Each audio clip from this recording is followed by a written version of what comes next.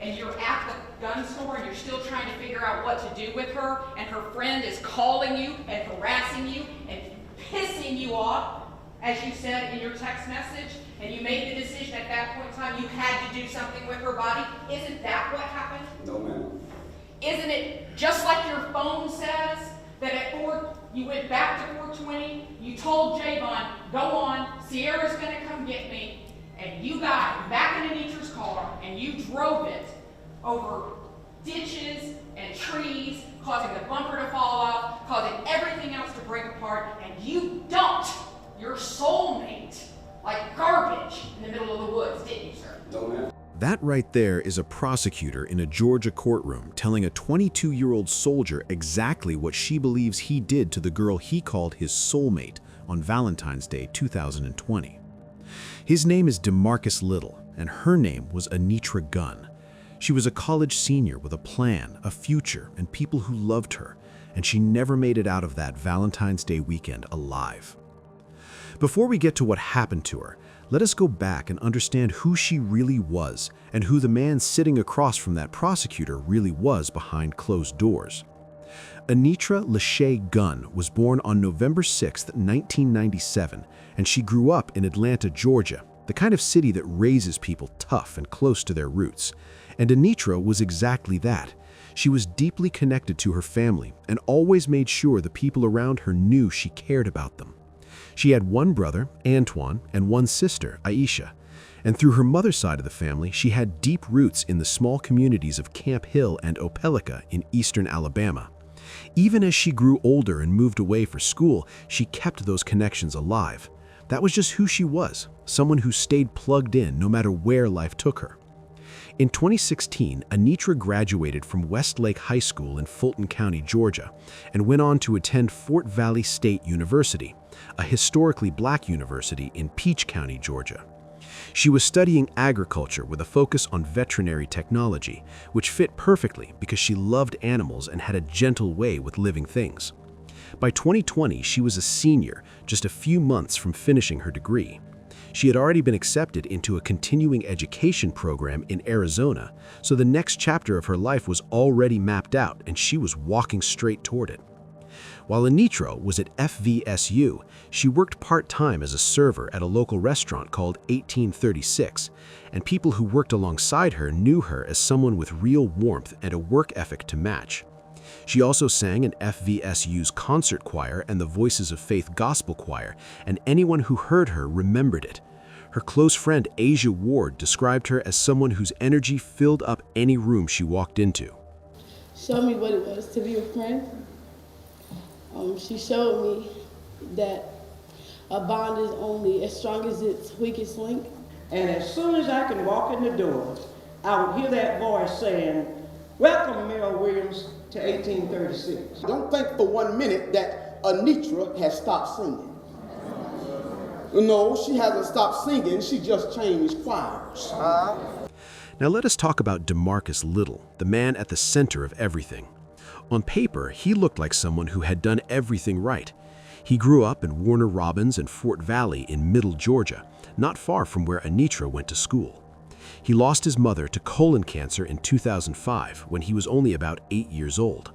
And from what his family said, he was raised in a church-going household after that, surrounded by aunts and his father, Andre. He joined the U.S. Army in 2016 at around 19 years old, started out as a supply specialist, and worked his way up to sergeant in just 3 years, which is not easy. And then in December of 2019, he was transferred to Fort Gordon near Augusta, Georgia, which put him close enough to Fort Valley to keep showing up in Anitra's life.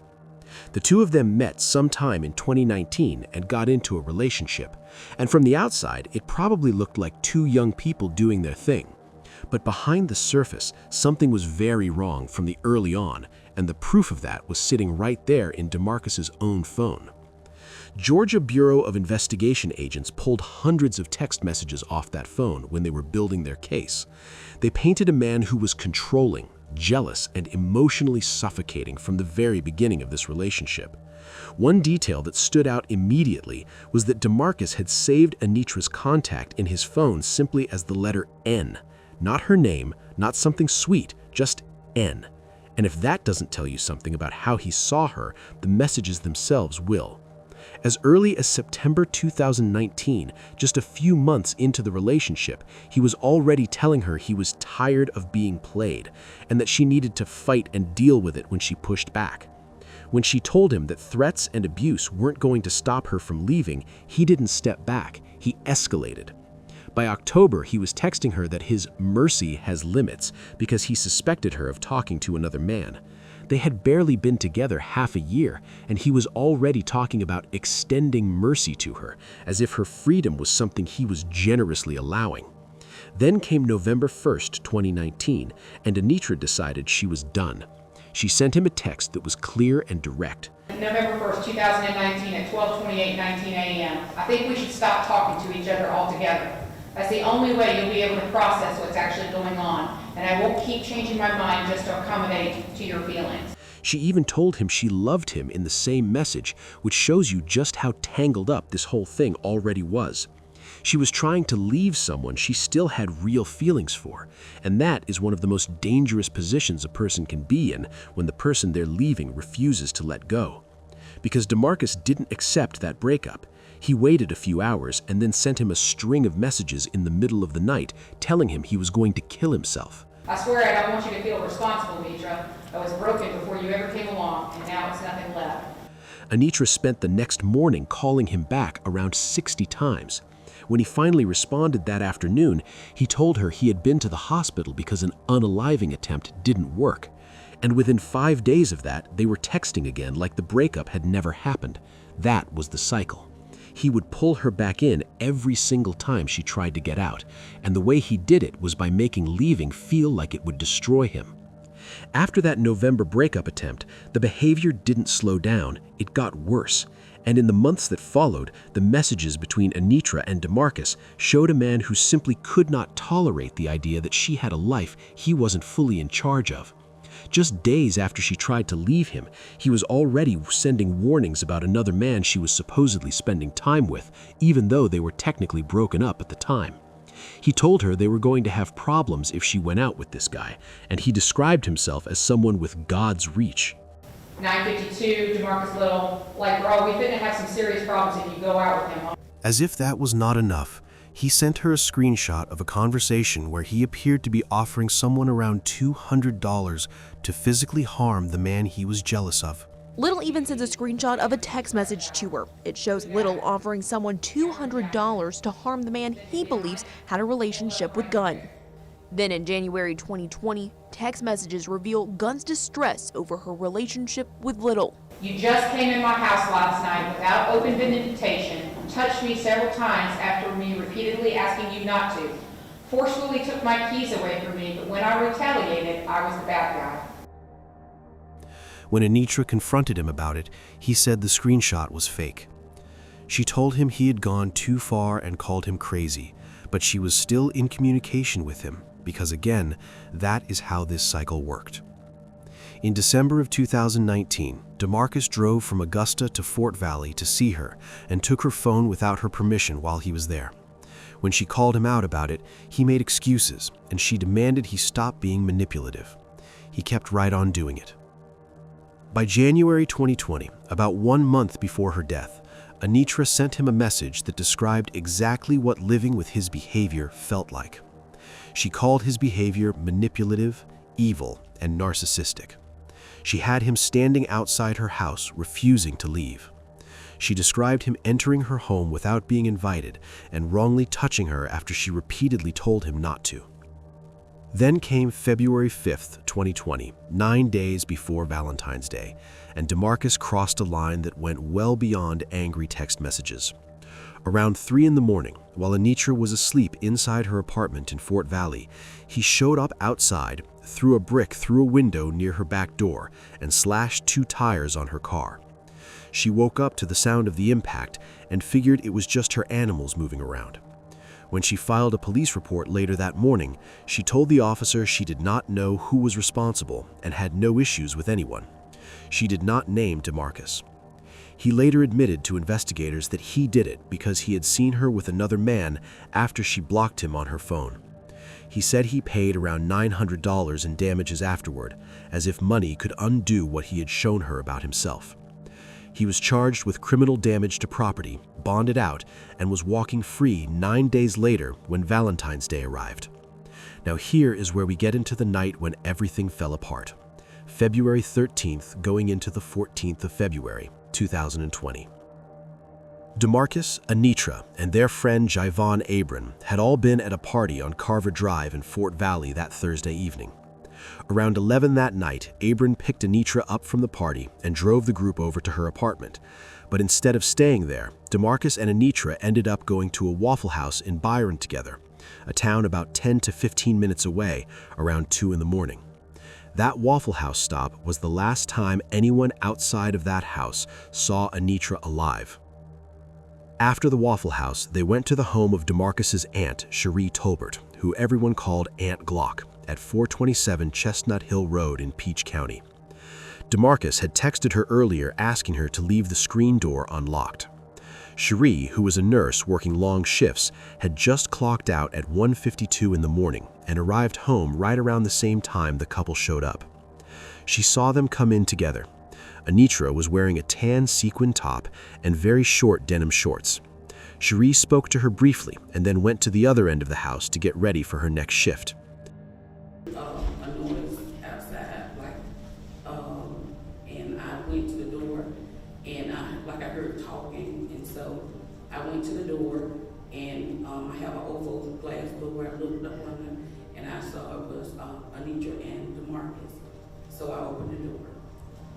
So you opened the door, and you said you saw Anitra and DeMarcus. You recognized Anitra? Yes. And of course you recognized DeMarcus. I know I'm asking about 2 years ago, but do you remember what Anitra was wearing? She had on a tan top, like a see-through top, and some real short blue jean shorts. She had shorts on and a sequin top. Yes. All right. And when you open the door and you see that it's Anitra and DeMarcus, what do you do then? She spoke and said, hey, and I said, hey, and I went on back to the laundry room. And from the laundry room, if somebody is coming in through that door with the oval window in it, can you see where they go in your house? Yes. Okay. And did DeMarcus and Anitra come into your house? Yes, ma'am. And did you see where they went? Well, Anitra stopped at the laundry room where I was, and she said, I spoke to you, and I said, I heard you. I said, you doing all right? And she said, yeah. DeMarcus went on back to the bedroom, the last bedroom on the left. And did you see where Anitra went after she spoke to you? After she spoke to me, she went back. Cherie testified that she never heard any struggle, any screaming, or any signs that something was wrong in that bedroom.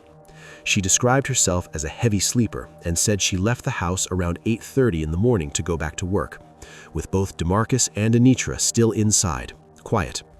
She thought nothing of it. But what happened in that bedroom, in those hours between when the lights went out and when the sun came up on Valentine's Day, is the heart of this whole story. According to DeMarcus's own confession, which he made to Javon Abram 2 days later, he had been lying there talking to Anitra, telling her how much he loved her and pouring his heart out, and when he was done, she laughed at him. That was all it took for him to snap. 2 days after Valentine's Day, on February 16, 2020, DeMarcus Little picked up his close friend Javon Abram, and the two of them got in the car. Abram thought they were just going to hang out. Instead, DeMarcus drove toward Crawford County and started talking. He just started, he was like, man, I was talking to me, bro, and I was pouring my heart out to her, bro. I was talking to her, and he was like, trying to tell her how I feel about it, and how much I love her and stuff. And he was like, she ended up laughing in my face. He was like, Brian, I don't know what happened, I just blacked out. And I hit him, and he was like, when he was like, after that, like, he just grabbed her and started choking her. And he was like, when like he was choking her at first. She was trying to fight back or whatever. But then he was like, at a point in time, she just stopped fighting. So he felt like she had wanted to be home with her. She wanted to go with her mom. Anitra's mother had died years before, and DeMarcus told Abram that when she stopped moving, he took that to mean she was ready to go be with her. That is how his mind framed what he had done.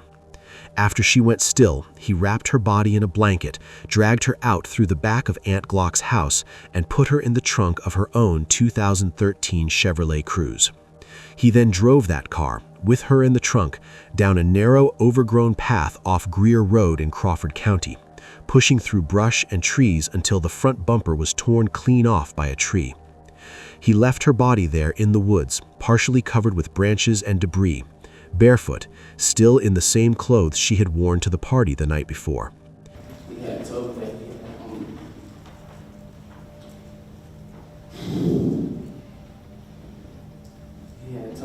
had took her and dumped her in the woods. And that's when we was like, he was like, he was telling me, yeah, I had to get rid of her, bro. He then drove her damaged car back toward Fort Valley, abandoned it on Bell Street near her apartment, and ditched the missing bumper separately miles off a highway. And on February 15th, when Anitra's father, Christopher, drove down from Atlanta to file a missing persons report after she stopped responding to calls and texts, the family found that same damaged car sitting in a neighbor's yard on Bell Street, the front bumper gone, her wallet still inside. DeMarcus was with the family when they found it. He said nothing about what he knew. A multi-agency task force was formed, bringing together the Fort Valley Police Department, the Peach County Sheriff's Department, Fort Valley State University Police, and the Georgia Bureau of Investigation. Teams started searching rural roads, farmland, and wooded areas across Peach and Crawford counties. They were looking for anything that could explain where Anitra had gone and why her car had come back looking like it had been driven through a forest. On February 18th, Lieutenant Brian Stewart of the Peach County Sheriff's Department was patrolling Crawford County roads in the rain when he spotted a path off Greer Road where the grass and vegetation looked like a vehicle had recently pushed through. They were just riding, looking. We had an idea of the bushes and sticks that were in the front of the grill of her car. So the deputies were kind of looking for those areas. The area he found her at, he saw something similar, a little roadway going down into the woods, rode down. He drove about 100 yards down the path, got out, and kept walking. He found a plastic piece of a car on the ground and looked up the part number. It matched a Chevrolet Cruze. He looked to his right, and there was Anitra, lying in the woods, partially covered with branches and debris, barefoot, still in the same clothes she had worn to the party the night before. The autopsy, performed on February 20th by GBI medical examiner Dr. Andrew Koopmeiners, confirmed that Anitra died from manual strangulation. Hands or an arm had been wrapped around her neck with enough force to cause bruising and broken skin. There were crescent-shaped marks on the left side of her neck that the doctor said may have been made by her own nails as she tried to pull the hands away from her throat. Greg, the medical examiner, took the stand to tell the jury how Anitra Gunn was killed. She was strangled either by hands or an arm around her neck. While showing pictures to the courtroom, the medical examiner described bruises on her neck and face. There was a bruise on the 22-year-old's forehead and lip. Her eyes were bleeding. Those bruises happened before she was killed and, according to testimony, could have come from punches to the face. The bleeding, though, came from being choked. And there was also evidence that a hand was held over Anitra Gunn's mouth. There were also small crescent-shaped marks on the left side of her neck. The medical examiner had an explanation for those. There was bleeding in the whites of her eyes, which is a classic sign of someone being choked. There was a bruise on her forehead and one on her upper lip from being hit before she was strangled, and there were scrape marks on her hips, thighs, and back that were consistent with her body being dragged across a surface after she was already gone. She was 22 years old. On February 21st, DeMarcus Little was charged with malice murder. He was already sitting in custody for the vandalism charges from February 5th, so they just added the murder charge while he was there. 5 days later, Javon Abram was charged with concealing a death and making false statements to GBI investigators. And the story of how he got there is important to understand. When investigators first pulled Abram in for questioning on February 19th, he lied. He told agents he had no idea what happened to Anitra and that DeMarcus had not told him anything. Investigators came back and questioned him again the following day, and he lied a second time. It was only on the third time, after it became clear that the investigation was closing in on DeMarcus and that Abram's own phone records were going to tell a story, that he finally told them the truth about the confession, the drive into the woods, the bumper, and everything he had witnessed on February 16th.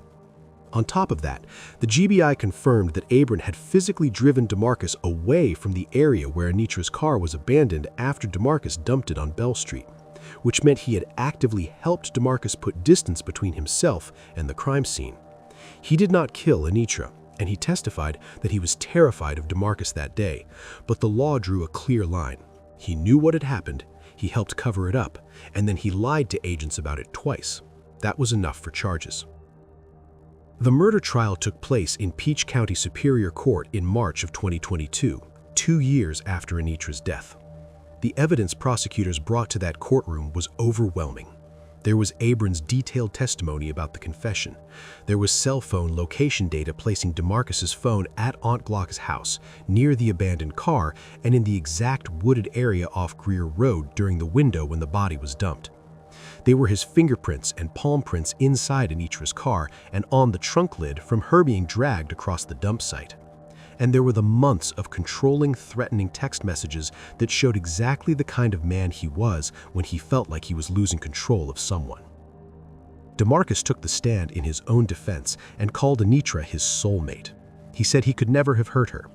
And then for every single piece of evidence that placed him at the scene, he either said he could not remember or claimed that specific location ping was somehow wrong, even while admitting all the other data from the same phone was accurate. Every single cache location that we just talked about accurately showed where you were.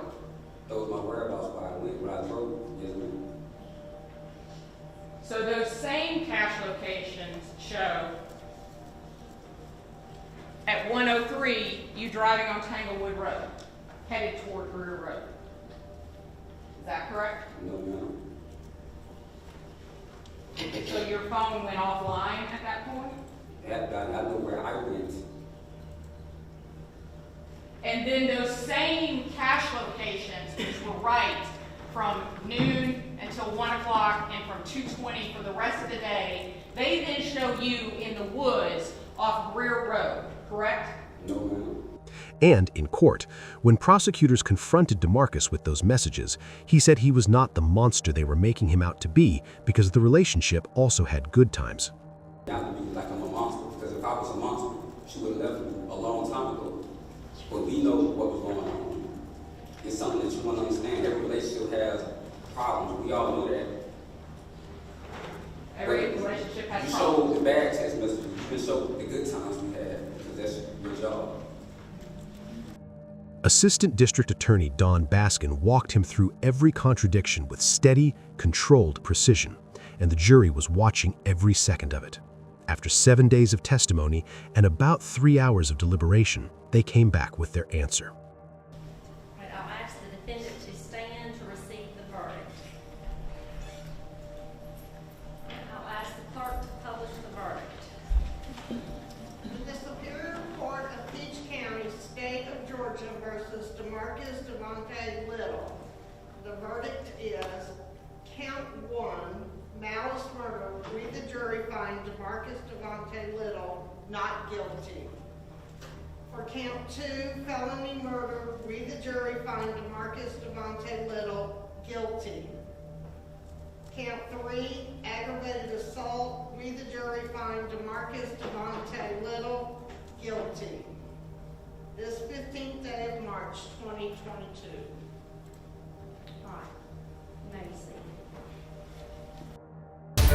We We begin tonight following breaking news out of Peach County. After 7 days of testimony and 3 hours of deliberation, jurors found DeMarcus Little guilty of murder in connection with the February 2020 death of his girlfriend, Fort Valley State student Anitra Gunn. The 12-person jury found Little not guilty of malice murder, but did find him guilty on charges of felony murder and aggravated assault.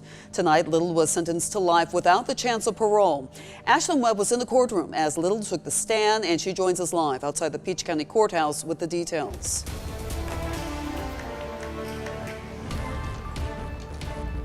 Yes, Frank and Lori, Judge Connie Williford sentenced DeMarcus Little to life without the possibility of parole, the maximum penalty.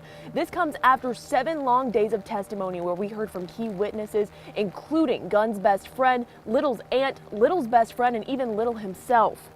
After the verdict was read, the court heard from Anitra Gunn's family, her godmother, her sister, and cousin. All asked the judge to give Little the maximum penalty, saying he stole her life that was just beginning and the memories her family could have made with her. There will be no more birthday parties, holiday celebrations, or family activities to share or bear children of her own. The laughter she brought out to those unforgettable dimples will be seen no more. Now, after DeMarcus Little was sentenced, Anitra Gunn's family walked out of the courtroom into the hallway. There, you could just hear Christopher Gunn wailing out of relief. Remember, it was him 2 years ago that reported his daughter missing, and then every day of this trial, he has been sitting front row hearing every single witness testify. 2 years later, he and his family have some justice. Reporting live in Fort Valley, Ashlyn Webb, 13WMAZ News. The jury found him not guilty of malice murder, but guilty of felony murder and aggravated assault. Judge Connie Williford sentenced him immediately to life in prison without the possibility of parole. He has been behind bars since February of 2020, and no appeals have come through since. Anitra was buried on February 29, 2020, at Greater Peace Baptist Church in Opelika, Alabama, surrounded by hundreds of people who loved her. The reverend at her childhood church in Camp Hill said during the service that she had not stopped singing, she had just changed choirs. Anitra Gunn had a plan, she had a future, and she had people in her corner who genuinely loved her. None of that was enough to protect her from a man who decided that if she was not going to be his, she was not going to be anyone's. What do you think Anitra would have done better to save her life? Let me know in the comments section. Click on one of the cards on your screen to see more videos like this. See you in the next one.